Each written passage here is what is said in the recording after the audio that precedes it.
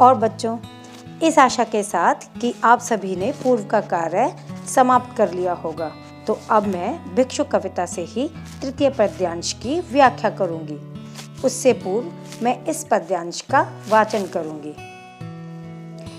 चाट रहे जूठी पत्तल वे, कभी सड़क पर खड़े हुए, और झपट लेने को उनसे कुत्ते भी हैं अड़े हुए। ठहरो, अहो मेरे हृदय में है अमृत, मैं सींच दूंगा। अभिमन्यु जैसे हो सकोगे तुम, तुम्हारे दुख मैं अपने हृदय में खींच लूंगा। जब दर दर भटकने पर भी उस भिक्षुक को कुछ खाने के लिए नहीं प्राप्त होता, तब वह सड़क पर पड़े हुए झूठे पत्तलों की ओर आकर्षित होता है। वह सोचता है कि इसी को चाटकर मैं अपनी भूख मिटा लूं। अर्थात भूख ने उसे सड़क पर पड़ी झूठी पत्तलों को चाटने के लिए विवश कर दिया है, जबकि वह मनुष्य मात्र के लिए नहीं है, अपितु सड़क पर भोजन ढूंढते हुए जानवरों के लिए है। यह उसका दुर्भाग्य ही है कि वहाँ भी उसे निराशा ही हाथ लगती है। वहाँ पर भी कुत्ते उसके प्रतिद्वंदी के रूप में आ पहुँचते हैं तथा उनसे कुत्ते झूठी पत्तलें भी झपटने को तैयार हो जाते हैं। यह भिक्षुक का दुर्भाग्य ही है कि उनसे खाने के लिए कुछ भी नसीब नहीं हो पा रहा है। यह स्थिति देख कवि का मन विचलित हो उठता है तथा वह भिक्षुक के प्रति सहानुभूति प्रकट करता है। भिक्षुक जीवन की परिस्थितिवश अपने आत्मसम्मान को समाप्त कर हाथ फैलाता है तथा झूठी पत्तलों तक खाने को तैयार हो जाता है, जिस पर कुत्तों का अधिकार है। तब कवि भिक्षुक को ऐसा करता देखता है तो उसका हृदय द्रवित हो उठता है। वह संवेदनाओं से भर उठता है। वह उसे आश्वासन देते हुए कहता है कि मेरे हृदय में संवेदना का अमृत भरा हुआ है, मैं उससे तुम्हें सींच लूँगा। अर्थात मैं तुम्हारा साथ दूंगा तथा तुम्हारे संपूर्ण दुख दर्द मैं स्वयं धारण कर लूँगा, परंतु उसके बदले में तुम्हें भी संघर्षशील होना पड़ेगा। तुम्हें भी अभिमन्यु जैसा जुझारू योद्धा होना पड़ेगा। जिस प्रकार महाभारत के युद्ध में अर्जुन पुत्र अभिमन्यु ने संघर्ष कर 7वें द्वार तक पहुंचने की क्षमता रखी थी, उसी प्रकार चाहे कितनी मुसीबतें भी आ जाएं, उसको दूर करने के लिए तुम्हें भी प्रयत्नशील होना पड़ेगा। तुम्हें भी अपने लिए कुछ करना पड़ेगा। अर्थात कहने का तात्पर्य यहाँ पर है कि स्वयं कुछ करे बिना मदद करने वाला भी अधिक मदद नहीं कर पाता है।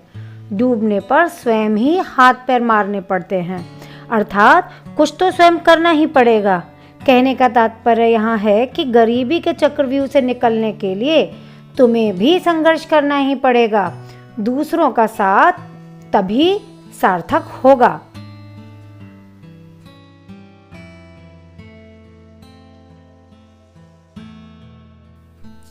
अतः यह कविता भिक्षुक एक दीनहीन भिखारी का चित्र प्रस्तुत करती है।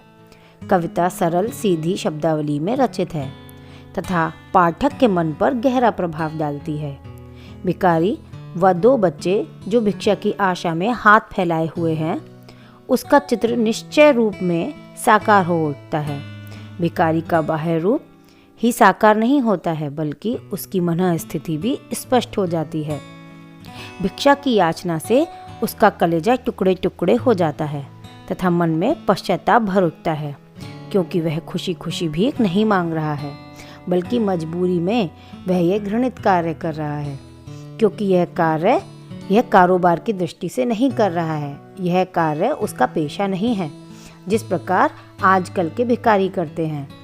यह कविता भिखारी को भीख देने को प्रोत्साहित नहीं करती है, बल्कि कवि द्वारा यह कहे जाने पर कि मैं तुम्हारी मदद करूँगा, परंतु तुम्हें भी इस दुरावस्था से उबरने के लिए कुछ प्रयत्न करना पड़ेगा।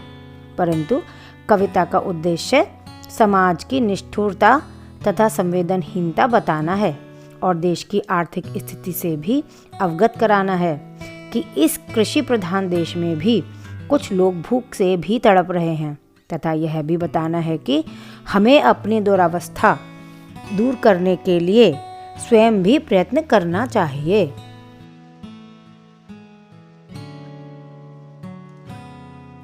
द्वितीय पद्यांश का ख प्रश्न। दाता भाग्य विधाता से कवि का संकेत किन की ओर है? यहाँ पर कवि भिक्षा की याचना जिन लोगों से कर रहा है उन्हीं को उसने अपना भाग्य विधाता समझ लिया है, क्योंकि उसको कुछ खाने के लिए चाहिए, जो उसे सड़क पर खड़े लोगों से आशा है कि वही उसे ये देंगे। वह ये सोचता है कि यही मेरे भाग्य विधाता हैं जो मेरा पेट भरेंगे। तृतीय पद्यांश का प्रश्न क।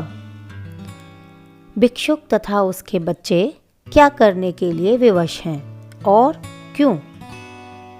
यहाँ पर भिक्षुक तथा उसके बच्चे भीख मांगने, फटी पुरानी झोली फैलाने तथा सड़क पर पड़ी जूठी पत्तलों को चाटने के लिए विवश हैं, जिसे कुत्ते भी झपटने को तैयार हैं।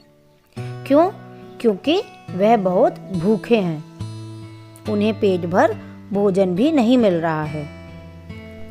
तृतीय पद्यांश का ही ख प्रश्न। और झपट लेने को उनसे कुत्ते भी हैं अड़े हुए, पंक्ति द्वारा कवि क्या स्पष्ट करना चाहता है? इस प्रश्न के उत्तर में कवि स्पष्ट करना चाहता है कि भिखारी का भाग्य इतना खराब है, वह इतना दुर्भाग्यशाली है कि उसे जब किसी के द्वारा अन्न दाना नसीब नहीं होता तब वह ज़मीन पर पड़ी जूठी पत्तल चाटने पर विवश होता है। तब उसे कुत्ते भी झपट लेते हैं, वह भी उसके प्रतिद्वंदी के रूप में वहाँ खड़े हो जाते हैं तथा यह भी कह सकते हैं कि कुत्ते तक अपना पेट भर पा रहे हैं, परंतु इंसान को कुछ भी नसीब नहीं हो रहा है। तृतीय पद्यांश का ग प्रश्न। भिक्षुक कविता में कवि ने समाज को किस बात के लिए फटकारा है? कवि समाज को संवेदनहीन मान रहा है, क्योंकि किसी व्यक्ति ने भूखे व्यक्ति को कुछ भी नहीं दिया तथा उसने कोई दया भाव नहीं दिखाया, यहाँ तक कि उसके भूखे बच्चों पर भी तरस नहीं खाया, और समाज की क्रूरता पर कवि ने फटकारा है। तृतीय पद्यांश का ही घ प्रश्न। उपर्युक्त पंक्तियों में कवि ने अभिमन्यु शब्द का प्रयोग किस लिए किया है? यहाँ पर अभिमन्यु शब्द का प्रयोग, जैसा कि आप जानते हैं कि अभिमन्यु अर्जुन का पुत्र था तथा एक महान योद्धा था, बालक होकर भी बहुत साहसी तथा पराक्रमी था। अभिमन्यु को चक्रव्यूह तोड़ना था, जिसमें उसने हार नहीं मानी थी तथा कौरवों द्वारा छल किए जाने पर भी वह योद्धा 7वें द्वार तक पहुंच गया था, वो भी अपने ही प्रयत्न से। कहने का तात्पर्य यहाँ पर यह है कि कवि तो उसकी दुरावस्था को दूर करने का प्रयत्न कर रहा है, वह तो चाह रहा है कि उसकी दुरावस्था दूर हो जाए, परंतु वह यह भी कह रहा है कि उसे इस बुरे हाल के चक्रव्यूह से निकलने के लिए अभिमन्यु जैसा बनना पड़ेगा, अतः वह उसे अभिमन्यु जैसा बनने के लिए प्रेरित कर रहा है।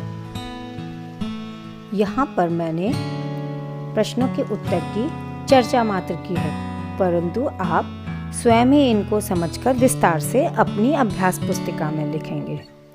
अतः मैं आशा करती हूँ कि आप सभी प्रश्नों के उत्तर भली भांति करेंगे। धन्यवाद।